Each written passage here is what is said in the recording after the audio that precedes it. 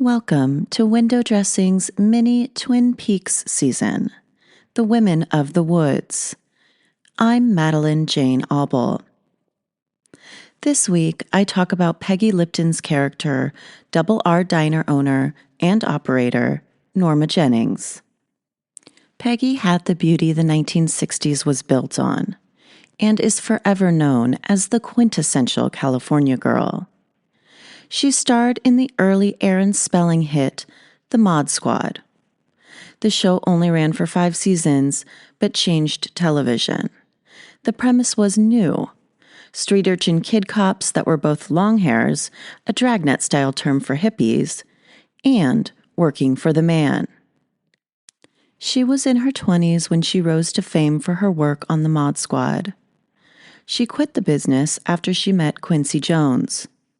The two eventually married and had 2 children. When their marriage ended in 1985, she found her way back to the small screen on Twin Peaks. I don't plan to talk as much about my other ladies' real lives as I do about Peggy. Part of that is her presence on screen is informed by who she was as a person, her gentleness, her world weariness, yet Tammy Wynette, as she herself puts it, willingness to stand by her man. She is a true romantic at any cost kind of woman, ironically from the generation that proliferated free love.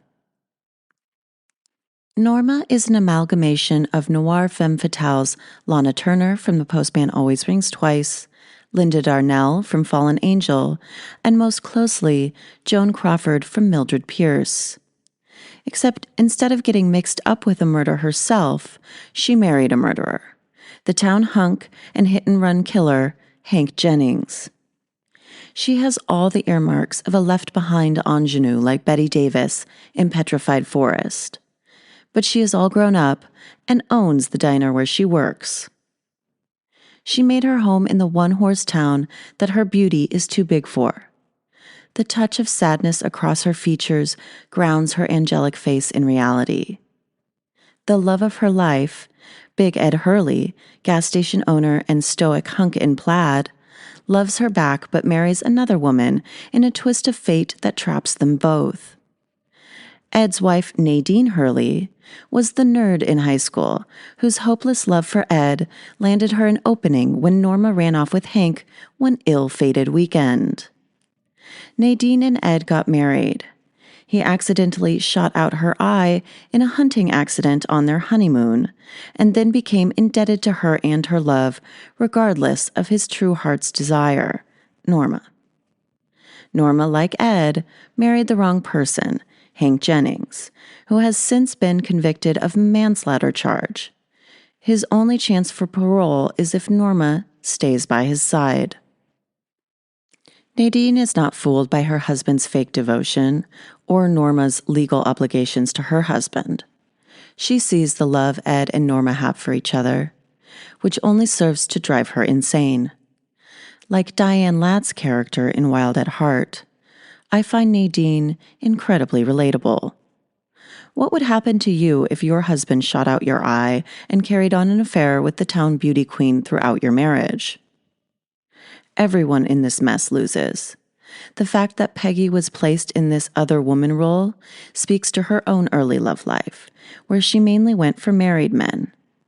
I find this an oddly romantic, if not tragic, preference, because to be chosen against all odds trumps a love with less peril. That sentiment speaks to my own severely broken and damaged heart. After Peggy's divorce from her husband Quincy Jones, she was celibate for 9 years, not willing to love again, at least not for a long while. The romantic heart of this woman is a treasure we should all hold with care and affection when considering her or her memory. Peggy Lipton died in 2019 from colon cancer. She was 72. Peggy, like Norma, had been mistreated by men. The real woman had a molestation in childhood to contend with, a secret shame that she was too terrified to share with people, especially the man in her life. She felt Quincy used her past against her as a way to imply that she wasn't wholly his. She loved him and he her, but she would not let him near the part of her that was injured from childhood. Perhaps because he seemed to be cavalier about other tender times in her life. Being the victim of sexual violence marks you, and it's a scar that must be treated with respect, tenderness, and care. Without that, no love can flourish, not even self-love. Peggy talks about Norma's love for Ed and her marriage to Hank in her 2004 memoir, Breathing Out. She says, "Like Norma, I wanted to be loved. I felt secure in Ed's love, yet I wasn't completely finished with old patterns and habits. I wanted Ed to leave his wife, but could foresee tremendous problems for us both." This speaks to her connection to her character and the couple's first interaction on screen in the pilot episode. In that scene, Norma and Ed sit across from each other in a giant red booth at the Roadhouse, the local watering hole, biker hangout, and lounge singer destination of Twin Peaks. Norma is wearing a black sweater with a rose pattern that sweeps across her left breast. Her shoulder-length hair is parted on the side, with subtle waves and a glint of gold in every strand. Her makeup is elegant and classic: coral red lips, taupe-shadowed eyes, and perfect pink blush on her dazzling structured cheekbones. Beauty exudes from this woman. Her face is like statuary softened. Ed sits across from her in a plaid shirt and a tan leather jacket. He is a gentle giant lumberjack with simple speech and complicated karma. He says, "So all afternoon I've been hanging drapes." His wife Nadine has become obsessed with drape runners, specifically removing the noise of their movement. Inventing silent drape runners becomes her life's passion. It does not surprise me that a woman whose husband is having an open affair in town with his high school sweetheart should become obsessed with removing any indication of movement to the curtains that protect her home from the outside looking in.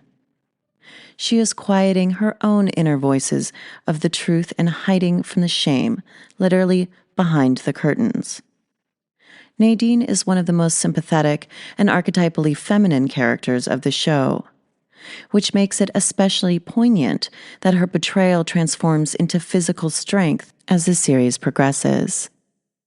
She becomes unnaturally strong, able to lift 300 pounds and snap a man like a twig. The strength compensates for her inability to protect herself from a cruel world, where she is a slave to the love of a man she can only keep as a result of an injury perpetrated by said man. He accidentally shot out her eye on their honeymoon. An injury to her protective senses, sight. She denies the affair and literally refuses to see it, or hear about it for that matter. Norma says, "You know how I feel about you, Ed. Don't do it for me. Do it for yourself. It's Tammy Wynette time, darlin'." Meaning, don't leave Nadine for me. Do it for you, because I'm going to stand by my man no matter what. In case it isn't clear, her man is Ed, not her husband, Hank. She has a removed sense of humor about her when she says this. Her smile is self-protective and still. It feels familiar to those of us who find the song and dance of an ill-fated love affair as well worn as a diner uniform. She wears her sadness like a soft focus light around her, an aura as opposed to a straight-up injury like Nadine. Ed says, "What about you and Hank?" Norma responds, "I told you I'm going to leave Hank." Ed, "Before or after he gets paroled?"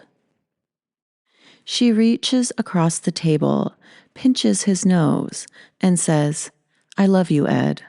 I'm going to do what's best for both of us." Norma knows the impossibility of the situation and has resigned herself to it. Ed is still tortured by the reality. It hasn't seeped past his exterior yet, and unlike the warm glow of his lover's pain, his is written on his face in cold black and white. Ed says, "When your sweetheart's husband is in the joint for manslaughter, the word parole's got a nasty ring to it." She smiles, casting her aura of world-weary soft sadness as a salve to heal her lover's hurting heart. A fight breaks out around them. The town's teens are choreographing a show of erupting rage.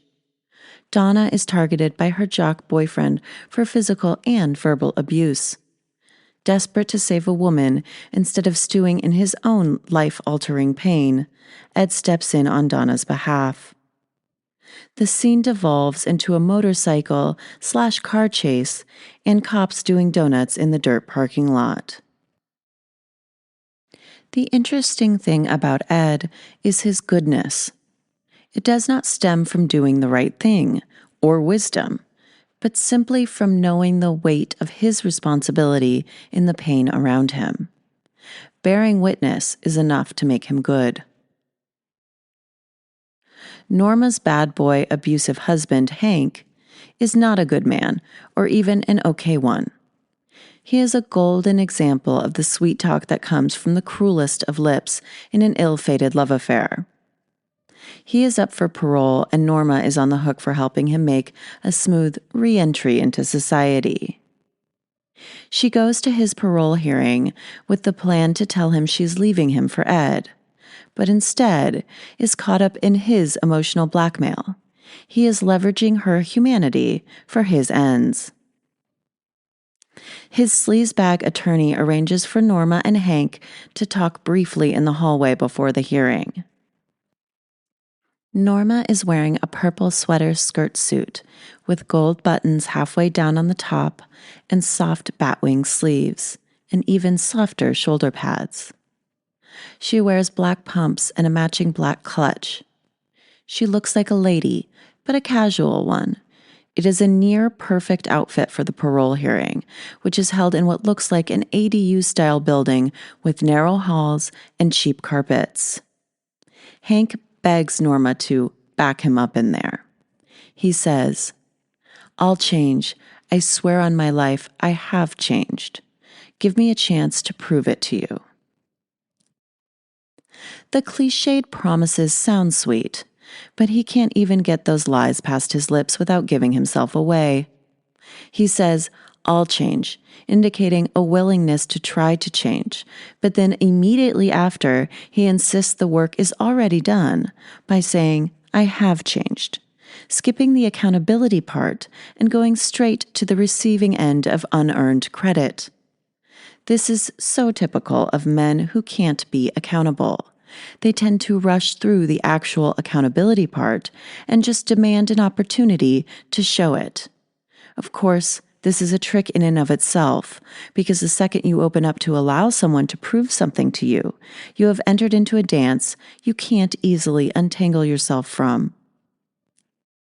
Norma's face, that is Peggy Lipton's, speaks so loudly. Her emotions are like palpable waves you can feel from your fingers to your toes. She looks wary, but deeply sad, and caught in a cycle she doesn't know how to stop. It's the face of an exhausted innocent. In the hearing room, Norma sits in a chair up against the rear wall of the room. Hank sits in front, back to Norma, facing a panel of 3 people. He starts his courtroom speech with way too much bravado, confidence, and con man charm for my taste. I'm going to quote his full speech because it illustrates how transparently but effectively he twists the narrative in his favor and entraps Norma in the telling of the tall tale. He says, "I've replayed it in my mind 1,000,000 times, and I just don't have any answers. A car, in perfect condition, goes out of control. A vagrant, nobody knows, is killed while sleeping by the roadside. Why? Why did fate deal me this hand? One of the panel members says, "You weren't incarcerated for an act of fate, Mr. Jennings." Hank continues, "I accept that, but it was fate, maybe in an odd way even luck, that sent me to prison as much as the car accident." Another panel member says, "What is your point?" Hank continues, "I know I have a lot to make up for the life I destroyed, and for another life I very nearly destroyed." This is where Norma gets looped into his redemption arc. As the second victim of his crime, the only living victim, she is his path to spiritual pardon, and by making this speech, he sets her up, as he said earlier, to back him up in there. Which she does, without realizing the long-term implications of their intertwined fates. By labeling it as such, he makes it so. That is what these kinds of abusers do. That is the power of manipulating a narrative. A panel member asks Norma directly how she would help him should he get out. Norma responds that she would give him a job at the diner she owns. When pressed further about if they would live together as husband and wife, she says, "Well, he is my husband, isn't he?" That's the single line that turns the knife. She has been placed in a position now by the court to be his savior, and he orchestrated the whole thing.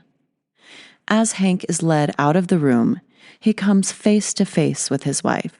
He says with a menacing grimace and a difficult-to-pin-down confidence, "Catch you later."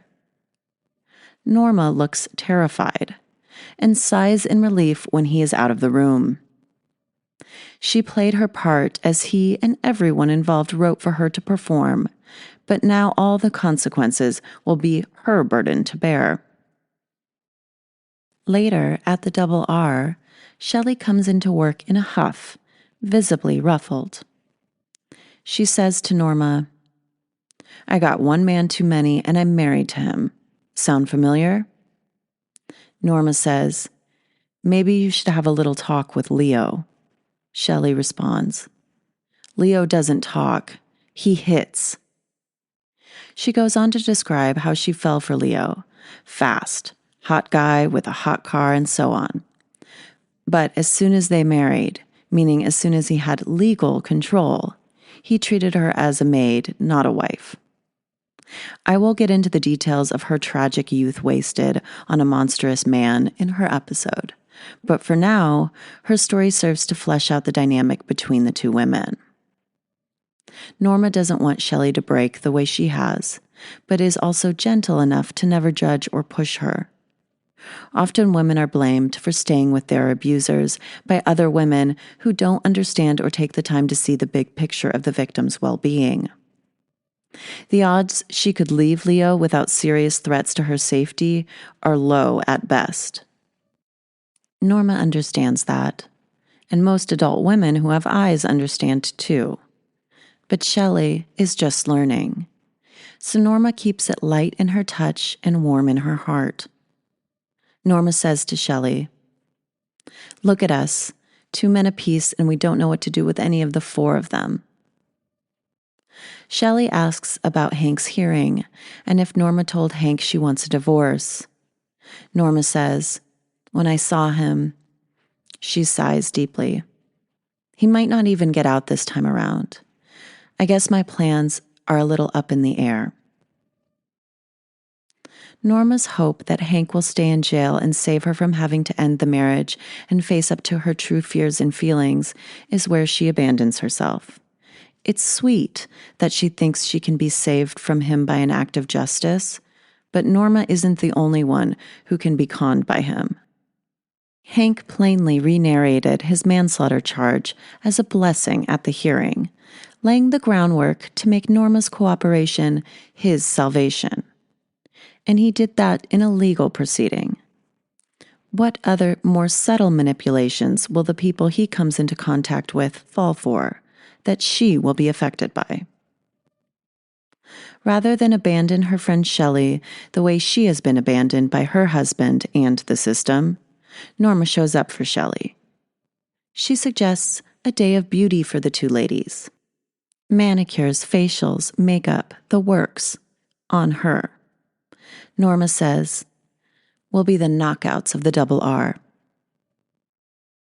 The relationship between them is almost mother-daughter, but much sweeter, softer, and kinder than that. The love Norma offers to Shelly is the love of a woman who has lived her life, who has been beaten, discarded, and built back up through an affair that couldn't see the light of day without causing great damage and pain. The true support and unjudging friendship between them is the jewel of female relationships.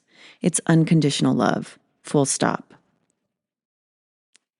Hank does get out on parole, dashing most, but not yet all, of Norma's hopes and plans. She goes to see Ed at the gas station, wearing her fine black overcoat and a plaid scarf over her double R uniform to tell him in person. You can't see, but you can hear the click-clack of her black pumps on the pavement as the couple walk arm in arm. Nadine is out of town, speaking with a patent attorney about her silent drape runner invention. One of the few ways she can protect herself from the very public relationship her husband is having with another woman is through the privacy and silence she has invented for the home they share. The metaphor is simple, but for Norma, nothing seems simple. She explains to Ed that she didn't have the chance to tell Hank she wanted a divorce, saying, "He looked so hopeful." She also slips up and says, "He is coming home," and then corrects herself to say, "He is coming back." It seems that Hank is not the only one who holds out hope for them, at least subconsciously. Norma asks Ed if he has told Nadine yet. He says he hasn't. When pressed, he explains that she hasn't been well. That statement makes it crystal clear that at this moment, he does not intend to tell Nadine anything. Hurt, but in her soft tone, she says, "Don't call me. I mean, not for a while, okay?" She walks away from Hank. Her broken heart and that of her friend Shelly are temporarily tended to in the beauty salon. When the girls are done with their day of beauty, they arrive at work as usual, looking very special. Both of them have sky-high bouffants, full nails and makeup, and a skip in their step that every woman recognizes. Self-care has always been a salve, even before it was a marketing slogan. Unfortunately, this much-needed day of beauty ends with a surprise. Hank is out and sitting in a diner booth waiting for Norma. He says, "I don't expect a kiss or anything. I figure I gotta earn my way back into your heart. But Norma, I intend to try." The last bit feels like a warning, a borderline threat that she is powerless to stop. It's less him proving himself and more tearing down her boundaries with his words. She sends him to wash dishes in the back. Good move, but here's the thing. A man that falls that far in your estimation can never work his way back up. He can con his way back in, which is exactly what he does. By the end of the first season, Hank is talking about how much he misses Norma's feather bed and her in it. He ends this little oratory with a kiss. That kiss moves her. Her attraction to him hasn't waned. And that particular boundary, once crossed, feels like it brings the rest of her protections down to a dangerously low level. While Norma is giving in to her husband, Hank's wife, Nadine, is giving up. Ed comes home to find his wife unconscious on the living room floor from an attempted suicide by pills. She is dressed for a suicide, wearing a satin pink frock that appears to be her prom dress. Ed holds her limp head in his hands and calls for help. Nadine is alive, but in a coma. While waiting in the hospital, Ed shares the story of his and Norma's ill-fated love and the tragic consequences with Coop and the gang. The story brings tears to hard-boiled FBI forensic detective Albert's eyes, proving that love is really what matters here in the town of Twin Peaks, and it affects all visitors and inhabitants alike. Nadine develops superhuman strength upon waking from her slumber. This is paired with a regression back into her teenage years. Both indicate a need to compensate for the hurt that she can no longer bear. The strength serves as a literal compensation for the vulnerability of her heart, and the regression attempts, however clumsily, to head her marriage off with Ed at the pass. But both only serve to frazzle Ed and further alienate him from Norma, who at this point is resigned to repairing things with Hank. One such repair is an attempt to gussy up the joint, meaning the double R, when it is heard around town that a famous travel writer and food critic is coming to Twin Peaks.